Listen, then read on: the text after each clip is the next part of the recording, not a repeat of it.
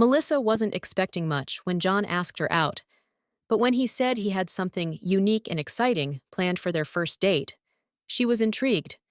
He promised it would be unlike anything she'd ever experienced. In hindsight, that might have been a warning. Instead of a restaurant or a park, John picked her up and said with a grin, "How do you feel about a little adventure?"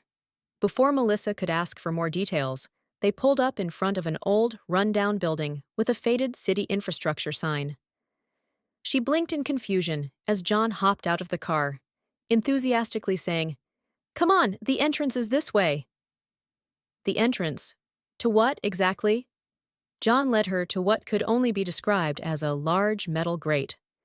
Melissa's stomach flipped as John proudly revealed that they were going on an underground tour of the sewer system. Yes, the actual, literal sewer. He explained that he had always been fascinated by urban exploration, and that tonight they were going to experience it firsthand. Melissa tried to be polite, but nothing about the sewer screamed romance. Still, she didn't want to be rude, so she followed John, hoping it might be more interesting than it sounded. Spoiler, it wasn't. Within minutes of descending the rusty ladder into the dank, dark tunnel, Melissa was overwhelmed by the stench. It was like every bad smell she'd ever encountered had decided to have a reunion in this very tunnel. John, on the other hand, seemed completely unfazed. He was chatting away about the history of the sewer system, gesturing animatedly with his flashlight as if they were on a sightseeing tour in Paris. The date got worse when John, in his enthusiasm, decided to take a shortcut through a narrower side tunnel. It wasn't really a shortcut. It was just a bad idea. The walls were slick, the floor was muddy, and Melissa was trying her best not to touch anything. John, still excited, forged ahead, not noticing that Melissa was struggling to keep up.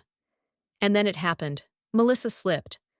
One foot went flying out from under her, and before she knew it, she was sitting in a puddle of something she did not want to identify. John turned around, his flashlight illuminating Melissa's horrified face as she sat there, her jeans soaked with murky water. "Oh, no," he said, rushing over. "You're fine, right? It's just water, mostly." Melissa's face twisted, and she bit back the urge to scream. "Just water? In a sewer?" She forced a smile, trying not to imagine the germs that were now her unwanted companions. And then came the rats. Yes, actual rats.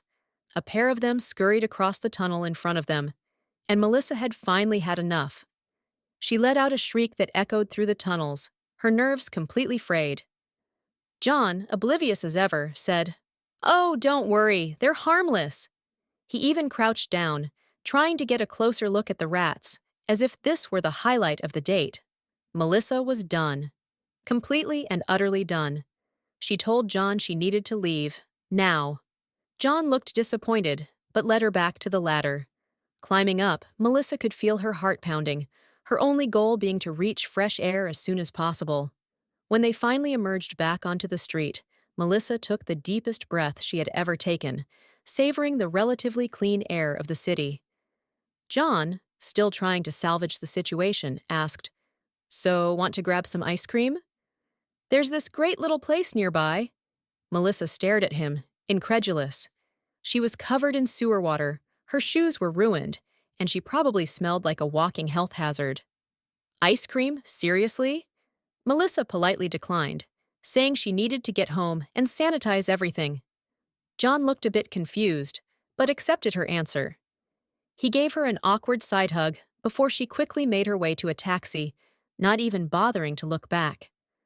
As she rode home, Melissa couldn't help but laugh. It was either that or cry.